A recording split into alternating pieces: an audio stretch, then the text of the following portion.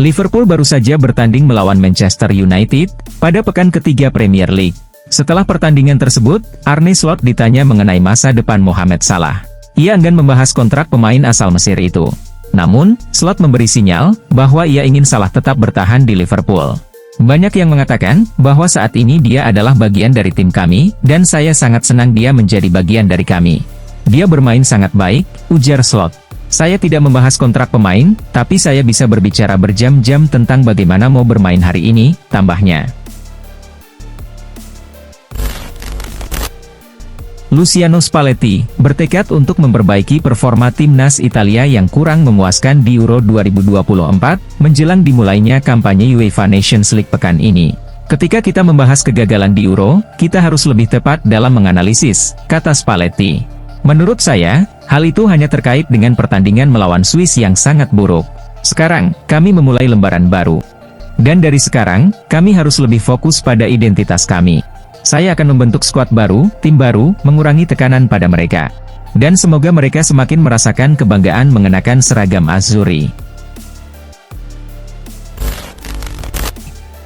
Situasi di AC Milan saat ini kurang kondusif, terutama setelah insiden yang melibatkan Theo Hernandez dan Rafael Leao dalam pertandingan melawan Lazio. Christian Pulisic akhirnya memberikan tanggapan terkait masalah ini, dengan menyampaikan pesan penting kepada semua pihak. Ia mengakui bahwa Milan sedang dalam kondisi sulit, namun ia berharap semua pihak tetap bersatu. Sementara itu, manajemen Milan dikabarkan mulai tidak puas dengan Fonseca. Mereka dilaporkan telah memberikan batas waktu kepada pelatih asal Portugal tersebut untuk segera memperbaiki performa Rossoneri. Jika tidak, ia akan segera dipecat. Alex Telles baru bergabung dengan Al Nassr pada musim panas lalu, dengan nilai transfer sebesar 4 juta pound sterling. Namun kabarnya, ia tidak mendapat tempat di hati manajer Luis Castro. Telles tampil sebanyak 38 kali dalam 14 bulan di Saudi, dan mencetak 3 gol di semua kompetisi untuk klub tersebut. Pemain berusia 31 tahun ini meninggalkan mantan rekannya, Ronaldo, yang pernah bermain bersamanya pada musim 2021-2022. Meskipun begitu, pemain asal Brasil ini masih mendapatkan lebih dari 7 juta pound sterling selama 1 tahun masa baktinya, dan kini ia berstatus sebagai pemain bebas transfer.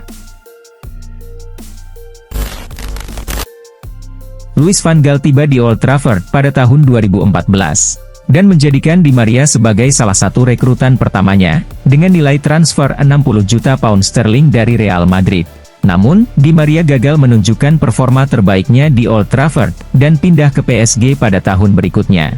Di Maria pernah mengatakan, bahwa Louis van Gaal adalah manajer terburuk yang pernah ia temui sepanjang karirnya. Manajer terburuk adalah Van Gaal, Anda bisa yakin akan hal itu. Jika Anda ragu, saya akan menjelaskannya kepada Anda sekarang juga, ujar Di Maria. Petinggi Manchester United, Dan Ashworth dan Omar Berrada, tetap memberikan dukungan penuh kepada Erik ten Hag, meskipun klub tampil buruk saat melawan Liverpool. Erik mendapat dukungan penuh dari kami. Dan kami telah bekerja sama secara erat selama jendela transfer ini. Kami akan terus bekerja sama dengannya, untuk membantu mencapai hasil terbaik bagi tim, kata Berrada. Apakah kita masih percaya pada Erik? Tentu saja. Kami pikir, Erik adalah pelatih yang tepat untuk kami, dan kami mendukung sepenuhnya, sambung Berrada. Setelah Casemiro menerima banyak kritik pasca kekalahan Manchester United dari Liverpool, sang istri, Anna Mariana Casemiro, merespons dengan menunjukkan jumlah trofi bergengsi yang telah diraih suaminya.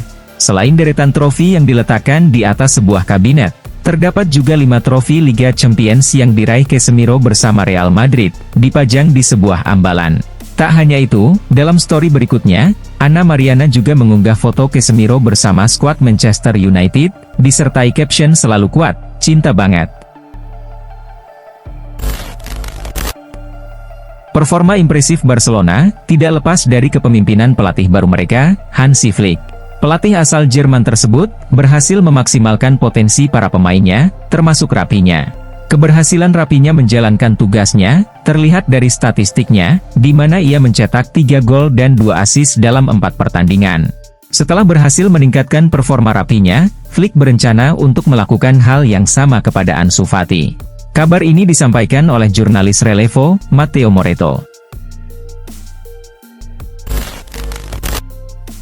Arsenal merekrut Raheem Sterling untuk memperkuat lini serangnya. Mantan bek Manchester United, Rio Ferdinand percaya bahwa kedatangan Sterling akan membantu The Gunners memenangkan Premier League musim ini. Mereka sangat cocok bagi saya saat ini.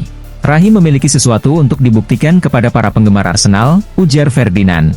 Semua orang menantikan bagaimana ia beradaptasi di klub baru dan apakah ia bisa memberikan kontribusi. Saya pikir Arsenal akan menjadi juara Liga tahun ini. Dan perekrutan Raheem Sterling hanya memperkuat keyakinan tersebut. Menurut saya, ia bisa menjadi pemain kunci. Bruno Fernandes masih menjadi salah satu pemain terbaik Manchester United jika melihat dari segi performa. Namun, menurut Alan Pardew, gaya bermain Bruno kadang malah merugikan tim. Pakar Premier League tersebut menjelaskan bahwa Bruno adalah tipe pemain yang bisa tampil buruk dalam suatu pertandingan karena faktor teknis. Oleh karena itu, beban sebagai kapten mungkin terlalu berat bagi Bruno. Pardew berpendapat bahwa melepas ban kapten dari Bruno bukan hanya baik untuk tim, tetapi juga untuk Bruno sendiri. Dengan begitu, Bruno seharusnya bisa bermain lebih bebas dan fokus pada permainannya. Saat Mbappe mengalami masa sulit tanpa mencetak gol, sempat ada kekhawatiran dari para penggemar, bahwa tekanan sebagai bintang baru Madrid mungkin terlalu berat baginya.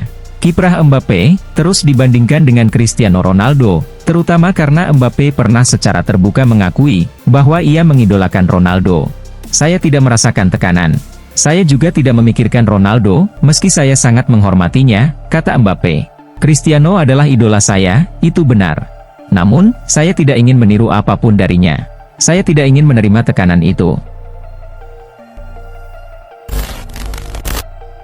Barcelona memulai 3 pertandingan pertamanya di Liga Spanyol, dengan kemenangan identik 2-1 melawan Valencia, Athletic Bilbao, dan Rayo Vallecano. Pada laga keempat, mereka menang telak 7-0 melawan Real Valladolid. Sejauh ini, Barcelona telah mencetak 13 gol, dan hanya kebobolan 3. Start sempurna ini membuat mereka berada di puncak klasemen sementara. Sisi positif lainnya, pemain baru, Dani Olmo, langsung menunjukkan kualitasnya dengan mencetak gol dalam 2 penampilan pertamanya untuk Barcelona.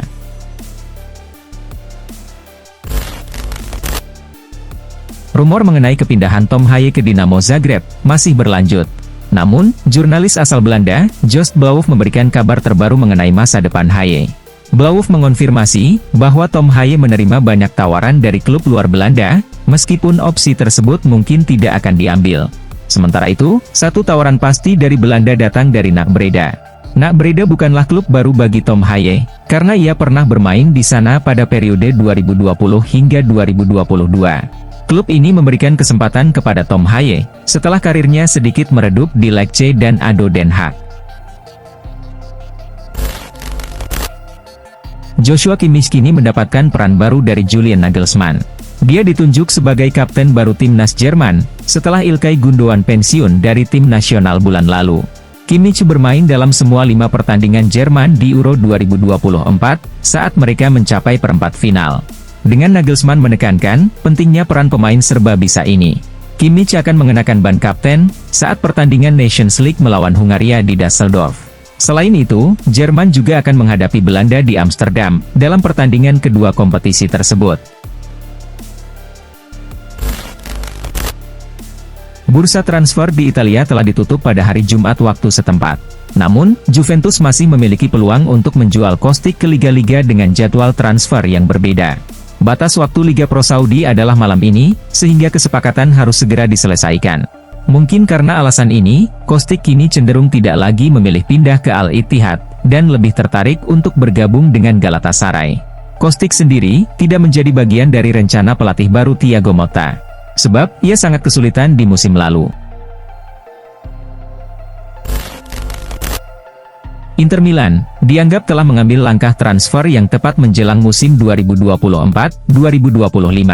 Alessandro Del Piero pun memberikan pujian kepada tim asuhan Simone Inzaghi tersebut, dan mengatakan bahwa Inter telah merekrut pemain dengan sangat bijak.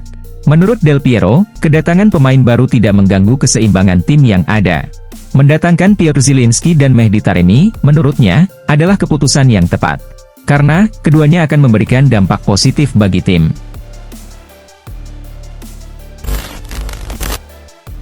Seperti yang sudah diketahui, bahwa Ten Hag kembali menjadi pusat perhatian.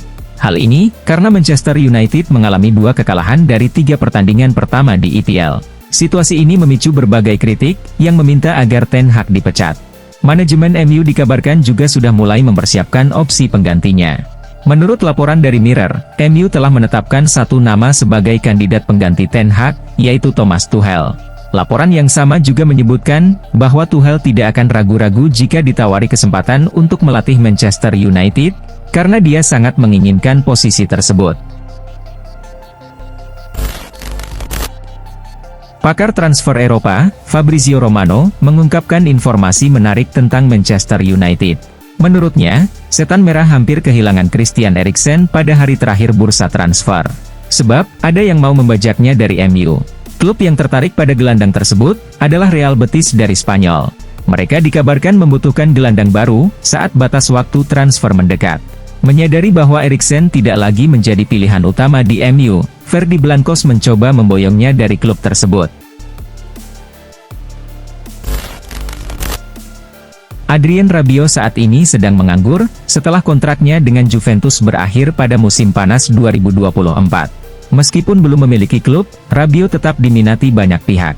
Dilansir dari Sports, Manchester United berusaha mendapatkan tanda tangannya, meskipun bursa transfer musim panas sudah berakhir. Namun, upaya Manchester United untuk merekrut Rabiot tidak membuahkan hasil. Menurut laporan dari Vichages, Rabiot tidak tertarik bermain di Eropa, bahkan jika itu berarti bermain untuk Manchester United. Sebab, dia lebih memilih untuk bergabung dengan Al Nassr.